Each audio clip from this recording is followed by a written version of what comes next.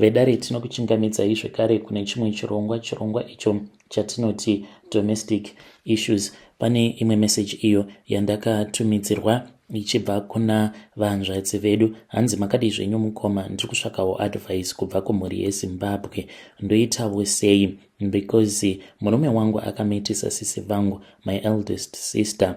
Saka sisi ava vakauyawo kuno kuSouth Africa mushure mekunge ndasangana nemurume wangu paFacebook, tikataura tikawirirana. Ndikangoti takadanana for less than a month, akabva anditi uya kuno nekuti ndinokwanisa kuzokutorerwa. Akabva achizondipa mari ndokubva ndachizouya kuno kuSouth Africa. Nekuzivawo kuti sisi vangu vainge vatori pamahwani, ndakakumbirawo murume kuti ange achindipa mari yekuti ndinge ndichitumidzirawo sisi vangu vakwanise kuyawo kunoku kuJoni kuti vakwanise kuwanawo basa then voshandira vana. So I then discovered kuti sisi vainge vava nepamuviri. Ndakangofungidzira kuti zvimwe kuda sisi vakabva kuZimbabwe vaine nhombo mushure mekunge vapiwa pamuviri ipapo nabanguru. Ndakatombovati sisi madii mabvisa nhumbu yacho iyoyo, nekuti ndo ichazokonzeresa kuti munge muchizodzokera kunoshungurudzwa nabanguru, and this time around mukadzokera ikoko vanokuurayai chete, because banguru vainge vari munhu ainyanyisa kurova too much, vaigara vachingochema each and every time. Asi sisi vakaramba, vakabva vanditi kwete, hazviiti kuti ndinge ndichibvisa nhumbu, hazviiti. Saka sisi vaingoenda kubasa nenhumbu yavo iyoyo, ndisingazvizivi kutoti yainge itori nhumbu yavainge vakapiwa nemurume wangu. Kuti vakametisana sei vanhu ava handitombozivi, isecret yavo, ende ivo havatodi kuti ndinge ndichizviziva kuti vakametisana sei. So mukomanashi ndakazofind out mushure mekunge ndabata mamessages. Murume wangu ainge akatumidzira sisi mari yainge ichikwana iyo kuita 3000 rands. Ndikati ko sisi wagovapa mari yakawanda kudaro, ko indava, nekuti kana kuri kunzi vanga vachida mari vanga vachifanira kuti vauye kwandiri, hapana pavangambokukumbira mari yakawanda kudaro. Takanetsana mukomanashi. Saka kubvawo ipapo ndakazotanga kungoitawo suspicious, ndokubva ndachizotanga kungomuronda. Nerimwe zuva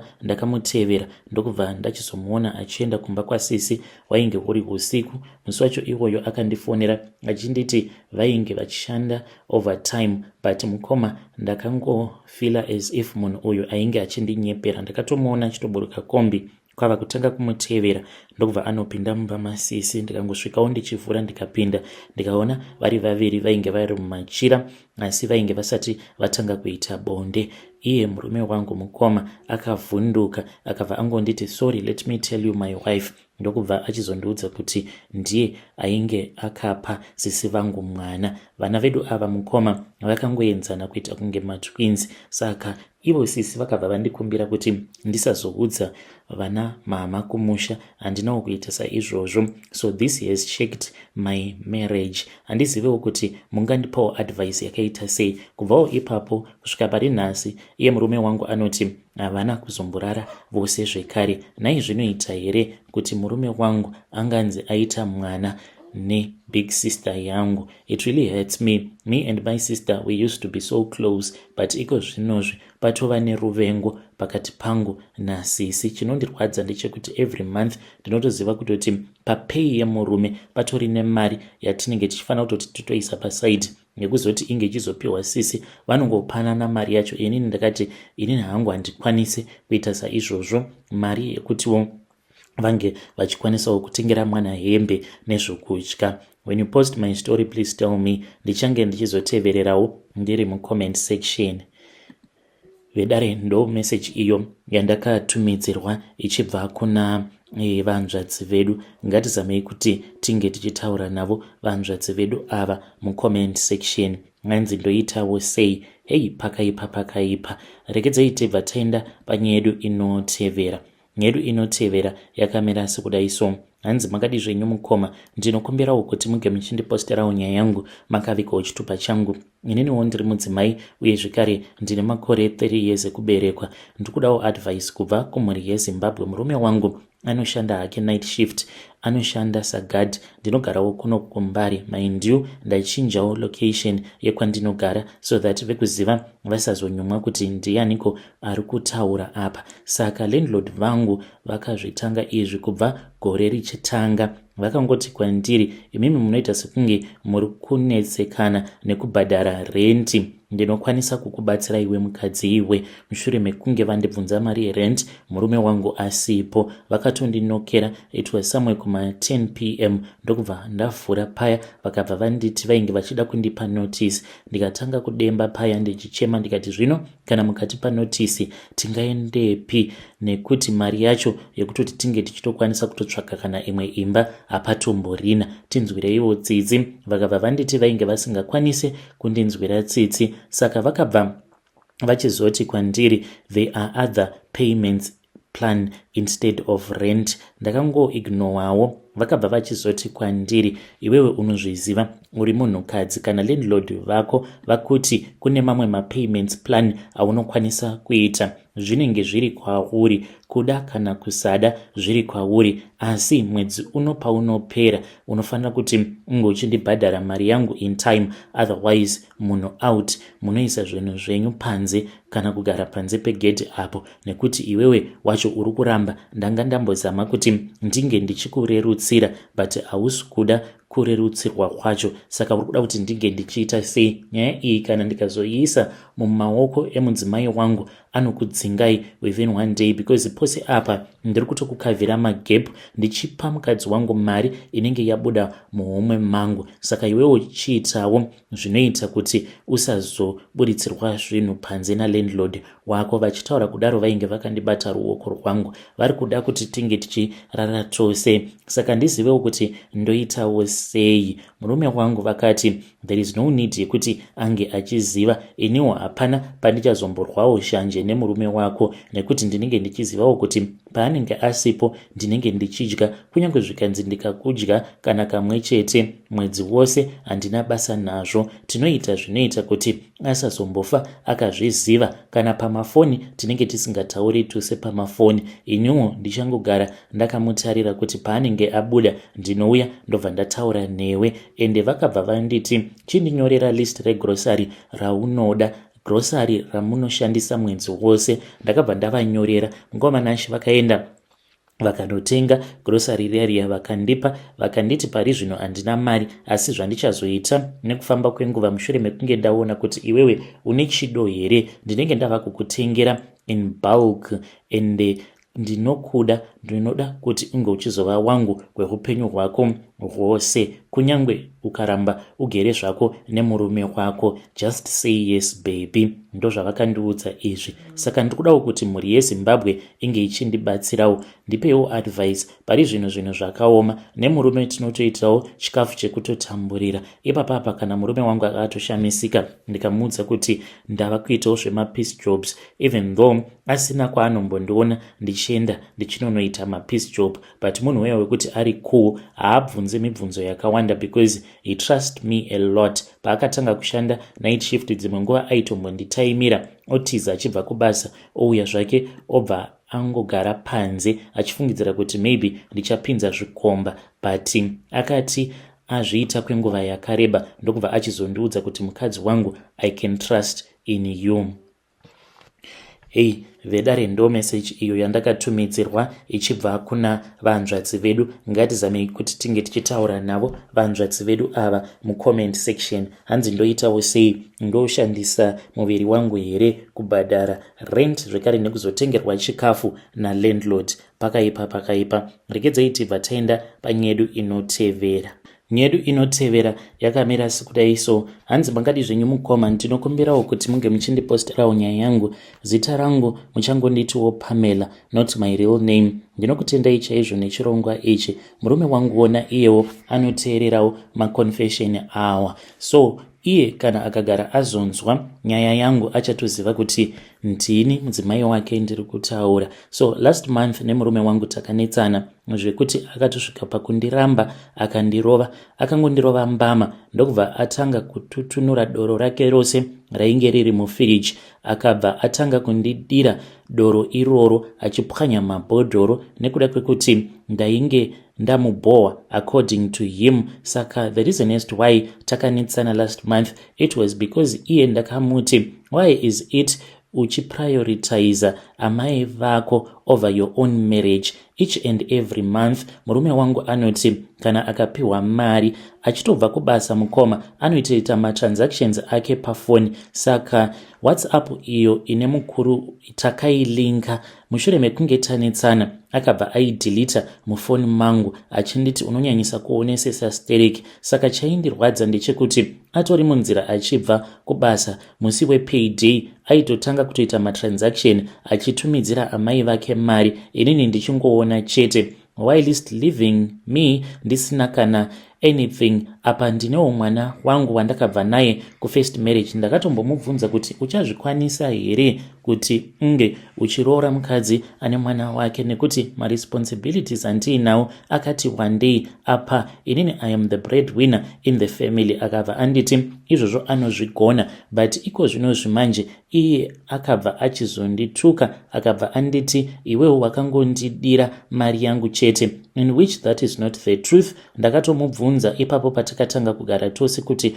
unozvikwanisa here kufambidzana nemunhu agara aine mwana wake iwewe usina. Akanditi no, hazvina basa. Mwari vakazotiropafadza tikaita zvedu mwana wedu. Saka iye he is now focusing on his own son. Anoti umwe neumwe anofana kuti ange achizvionera. And when I tried to complain, he accused me of being disrespectful. To make it worse, mukoma akabva afonera amai vake tiri pakati pekunetsana. Am I wrong for demanding kuti murume wangu atange ambosvikawo nemari mumba? At least totanga tanamata, kwete kuti mari yacho inotanga kupfachurwa munhu achiri kubva kubasa. Akabva ati kwandiri ipapo achinetsana neni kuti ungati kutumidzira amai vangu kupfachura mari here, hauna respect. Ndokubva asimuka akatanga kupopota akandirova nembama. So I need him to listen to this confession that I have sent you, and also I know kuti achatotarisa mucomment section because iye ndiye akatoita kutoti ndinge ndichitoziva kuti kune machannels emaconfession. Ndikudawo help ASAP because nemurume tava kungogara tichingonetsana. Marriage yangu ndinoida, but dambudziko rava pakuti murume wangu anoronga ari ega kana kutongorongerwa naamai vake.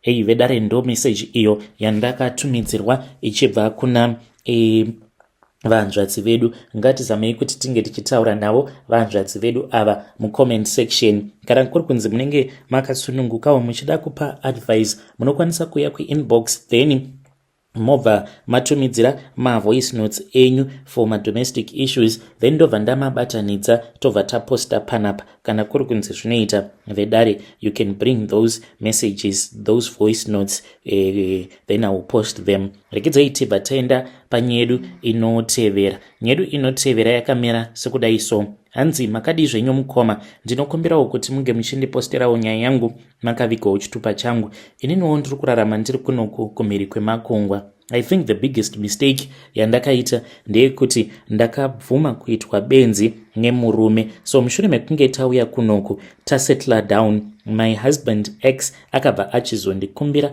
akabva ati iye ainge achikumbirawo kubetserwa nemari yekuti ange achiuya kunoku. Ainge atogara aita zvinhu zvake, asi mari ndiyo yainge isipo because mari yainge ichidiwa yainge iri 7,000 pounds yekuti ange achibhadhara vanhu vainge vachida kumuunza kunoku. So takabva tachizomubetsera and akati ainge achazoidzosera mari iyoyo. Akaidzosera hake mukoma, but now I am suffering because of those decisions that I make because my husband's ex is always around and ivo vanongoti they are just co-parenting. So mukoma ndakaroorwawo nemurume uyu patainge tichiri kugara kuSouth Africa and ndaizviziva kuti he had a child from a previous relationship.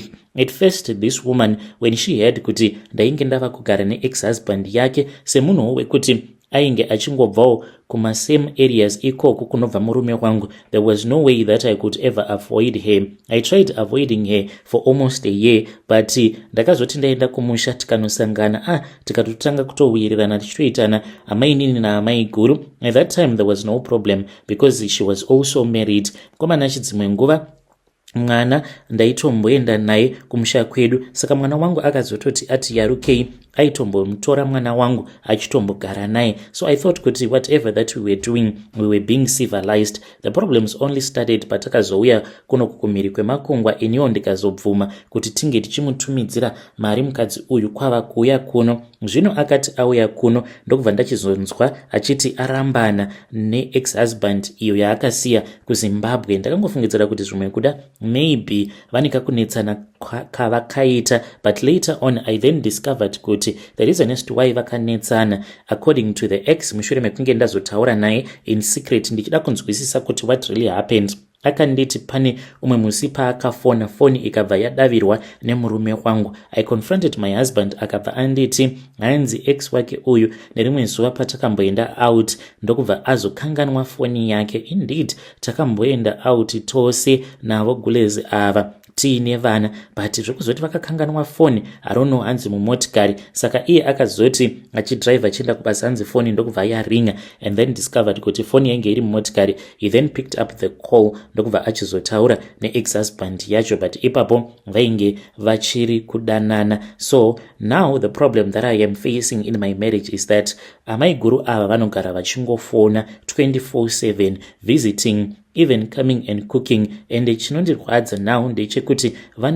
vanongondiforwardira mamwe messages anenge aine chekuita nebarika mukati. I feel as if I am being disrespected in my own home. She is always tagging me pane zvinhu zvinenge zviine polygamy mukati. I don't know, my husband is saying that I am overreacting. I really do not know what am I supposed to do.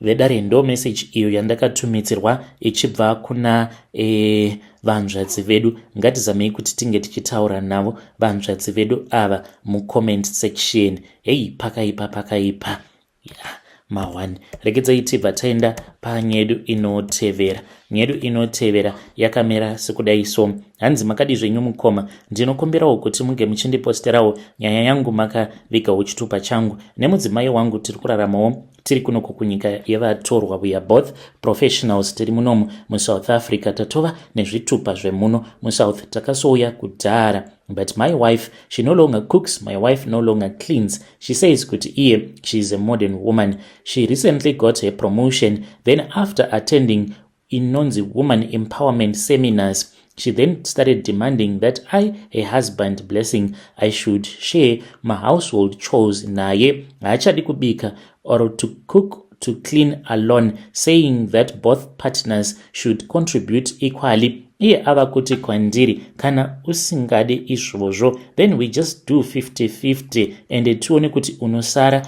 uine mari. Okay, let me break it down for you. Each and every month bondi remba tinobhadhara 32 apa tine motikari dzedu dzatiinadzo zvekuti kana kuri kunzi akangondisira mutoro wacho iwoyo ndobva ndatarisana nawo mutoro wacho wema-financial bills ndiri ndega. Zvichokwadi mukoma, tinotoita bankrupt because mari yandinowana inongoperera kubond. But iye manje, she is earning at least a minimum of 120 a month. She is someone who is earning a lot since now she got a promotion. So andichaziviwo kuti ndozvifambisa sei. As for me, I was raised in a traditional home and I believe kuti mudzimai wangu kunyangwe zvikanzi tabatsirana, but she is not supposed to be demanding, is this the price that I have to pay muri yeZimbabwe kuroora mukadzi akadzidza? Is this the price that other men are paying on this thing ye-gender equality? Please help me. And dzimwe nguva she even prefers kana kuri kunzi ndikaramba kubika, she goes out on her own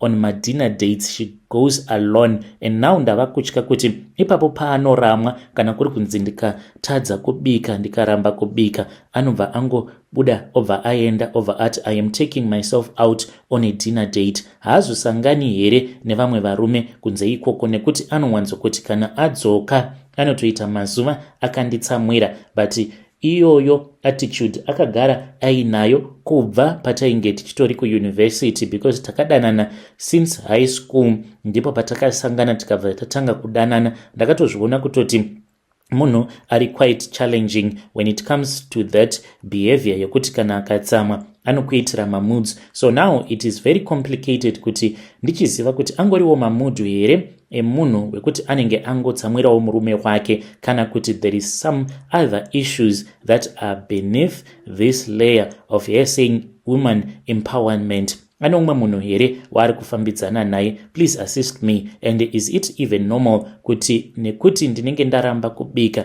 anokunyima bonde kana kwewiki rose achiramba achiti ndakakutsamwira.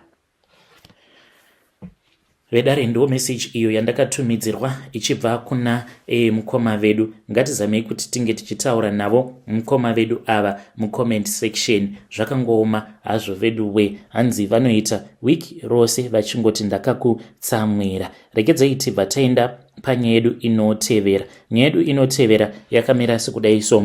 Hanzi makadi zvenyu mukoma, ndinokumbirawo kuti muge muchindiposterawo nyaya yangu makavika chitupa changu. Ndine issue iyo yandakatarisana nayo mulife mangu inokwanisa kutondiparadzira marriage yangu, and everything yes was going according to plan. So ininiwo ndakaroora mudzimai wangu ane best friend yake, tikuraramawo tiri kuno kuSouth Africa, tinogara muJoburg, that I feel as if friend yake uyo ane too much influence mumarriage medu. Each and every time kana tikangonetsana, mudzimai wangu anobva aenda kune friend yake who then convinces him to leave or to make a decision iye asingazombondibvunzi kuti zvaari kuda kuita zvinoita here kana kuti kwete. Maproblems ose awa akazotanga mushure mekunge mudzimai wangu ava kushanda. Saka ikoko kwaanoshanda, anoshandira muIndia, akabva achizoudzwa kuti painge pachidiwa umwe mukadzi vange vachizoshanda vari vaviri, in which ndakabva ndazomuudza kuti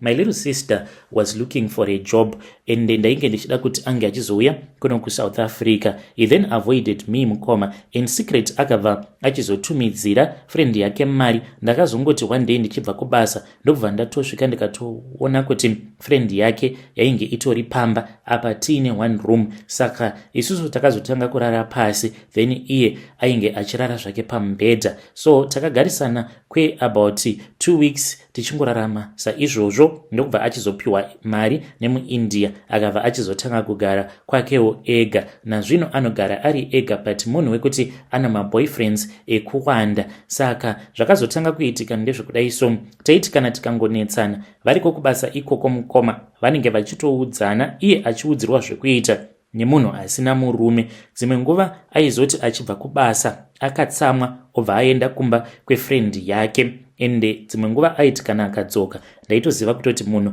ari kuuya kuzorongedza hembe dzake, ozotoita zvekutotukwa naamai vake kutoti ange achigara mumarriage. It is because of her mother. Amai vake vanoti kana ukabuda mumarriage imomo ziva kuti unenge usisiri mwana wangu, ende kuno handidi kukuona uchienda kunogara kumba kwefriend yako. So her friend even suggested divorce mushure mekunge tanetsana. So now I really do not know kuti ndoita sei, but I think kuti she is a bad influence kumukadzi wangu. How do I tell my wife kuti she is having bad influence because of her friend? Apa vanhu vekuti vanoshanda vose ende vakangokura vachingowirirana. Inini ndinoona sekunge friend yake inongoboyekana nekuti iye akaroorwa anogara nemurume. So I see kuti anoda kuti iye ange achizogara ari ega, iwo achigara ari ega vachiita zvemaboyfriends avo. Please help me. Should best friends have a say in my marriage?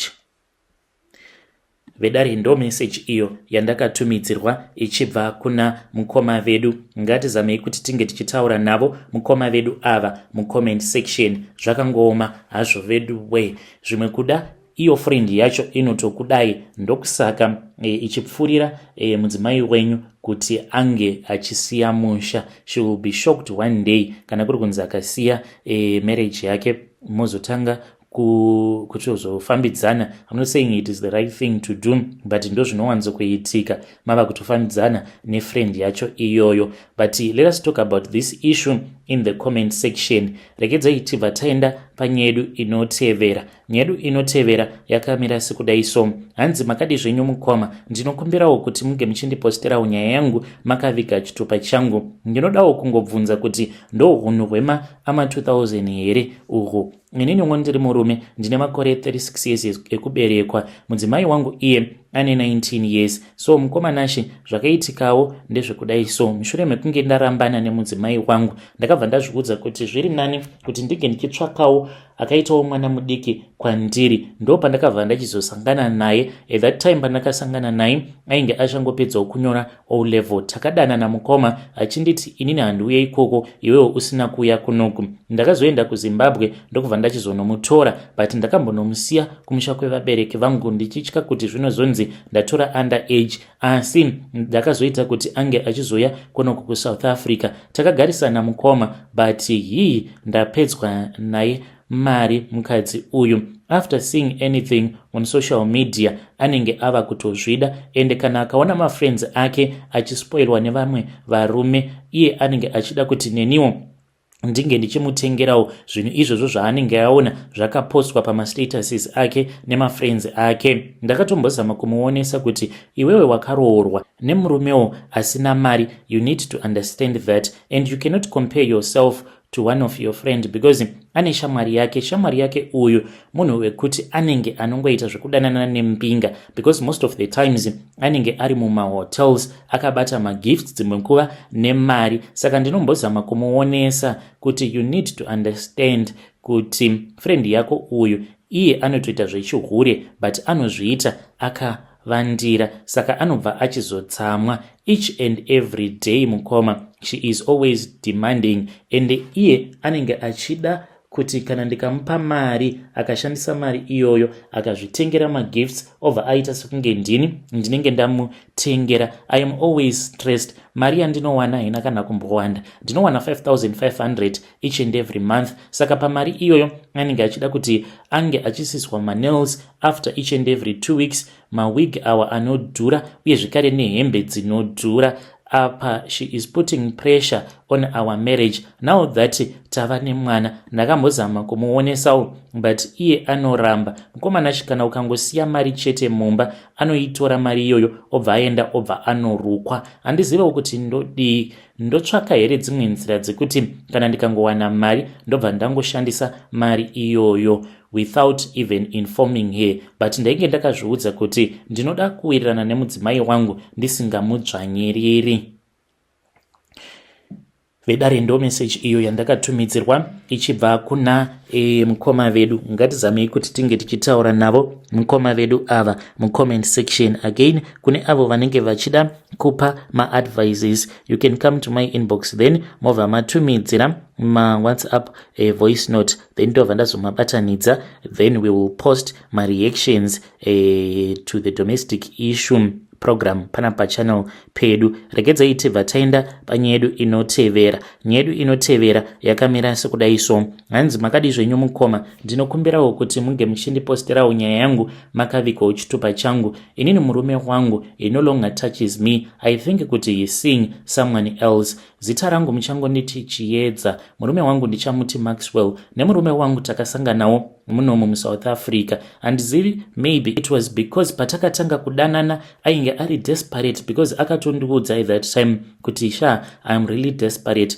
I just want to be with a woman. Ipapo ainge atizwa namai vevana vake, so ainge akavatumidzira mari mushure mekunge varambana ndokubva vachizodzoka kuno kuSouth Africa. Hanzi vakangogara ndokubva vachizomutiza mushure mekunge vamubira. Saka pandakasangana naye mukoma ndega ndakanyatsokuona kuti situation yainge yakaoma, zvainge zvichitoda kutoshinga, but ndakazviudza kuti maybe this is what God had prepared for me. Ndikabva ndachizotanga kugara naye murume uyu without any complaints or anything. Ndaikwanisa kuita kana mwedzi wose ndichingodya sadza necabbage daily, but ndichishingirira ndichiti zvichaita, because ndainge ndichisevha mari. Panguva yacho iyoyo taitorara pafloor, because avo vekuenda vakatuta zvose, akangowana angova machira chete. asi respect yose yandakamupa, even though we had nothing, that respect it was for nothing mukoma. So takazotangawo kuita zvemari mushure mekunge ndatanga kuita zvekutengesa,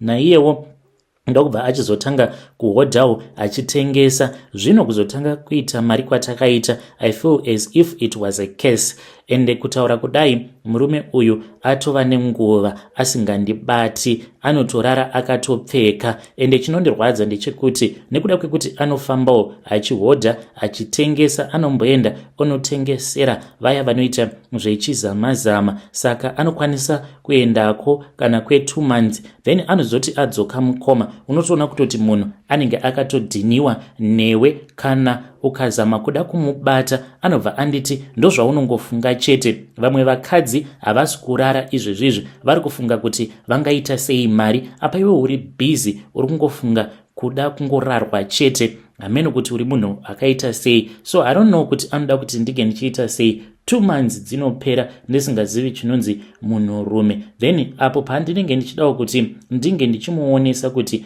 I miss being with him, but iye anobva atanga kupopota. Munhu ari kungofokasa pamari here, kana kuti he is dating another woman and he spends a lot of time ari pafoni pake. Kana ndikazama kuda kutaura naye, he gets so defensive. Handizivi kuti why achizova so defensive. Kana ndikamuti chimbondipaiwo foni yenyu ndige ndichimbozvitora mapictures, anoramba anongonditora obva anditumidzira paWhatsApp. My biggest fear ndeyekuti zvimwe kuda murume wangu uyu ane umwe mukadzi uyo waanofambidzana naye. Should I confront him kana kuti ndotanga ndamboita ma-investigations iye asina kana chaanenge achimbofungidzira? Mukoma, kana mukaposta nyaya yangu ndiziviseiwo, ndichange ndichizotevererawo ndiri mucomment section.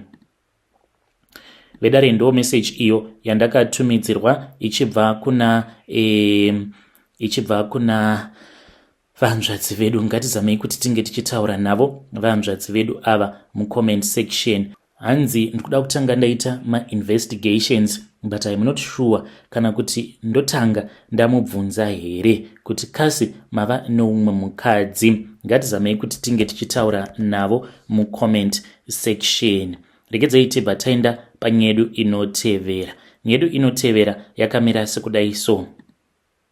Hanzi makadi zvenyu mukoma, ndinokumbirawo kuti munge muchindiposterawo nyaya yangu makaviga chitupa changu. Recently I found out kuti mudzimai uyo wandiri kugara naye iye ari kushandisa ma-birth control pills. Apa ininiwo handina mwana, and I know kuti she does not want kids because iye agara aine vana vake vaviri. I know kuti out there are people that are going to judge me, but ndo zvitori paground.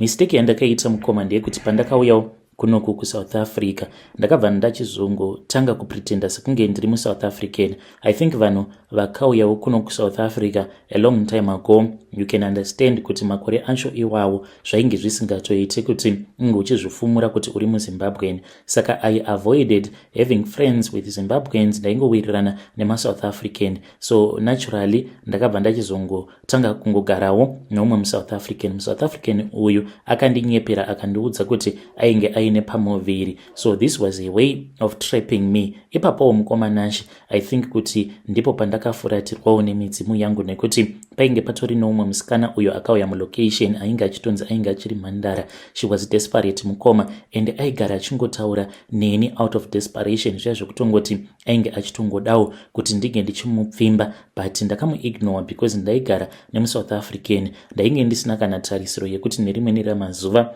ndichazosvikawo pakutsvakawo mukadzi anobvawo kuZimbabwe seni life yainge ichifaya, uye zvekare ndainge ndichitoshandawo kabasa kainge kaine mari because ndakatsvakirwa basa racho nemuSouth African wandainge ndichigara naye. Takagara mukomana chikwenguva refu kutoti mwana hapana kana mwana akauya. Kuzonosvikawo achizondichita muSouth African uya nguva yainge yatofamba. nemuSouth African uyu takagara dzinenge 14 years, no mwana no what, ndichingohurirwa chete. Munhu achienda kubhawa, uye zvekare ndaiti kana ndikamubvunza kuti kouripi aibva atopopota, asi ndakangoramba ndakangoshingirira kuzvinosvika ndega ndaona kuti aiwa zvainge zvisingashandi, zvainge zviri nani kuti ndinge ndichirorawo mukadzi anobva kuZimbabwe seni, because ndaionawo vamwe vangu avo vakazotora vakadzi, asi avo vamwe vangu vakakasika kuchionera chigemu chacho kuti kana uchidawo kuzotobudirira muupenyu uri muno muSouth Africa unofanira kuti ungochitsvaka mukadzi anobva kuZimbabwe, nekuti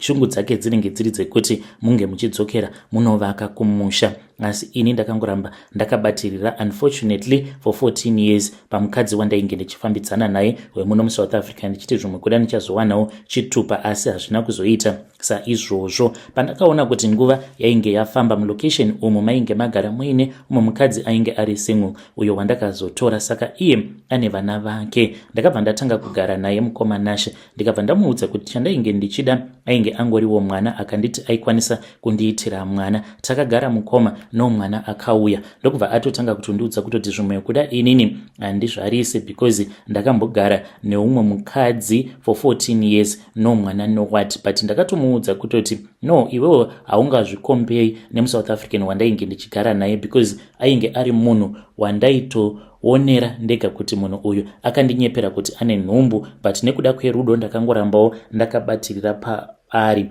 Hazviite here kuti ungondiitira mwana?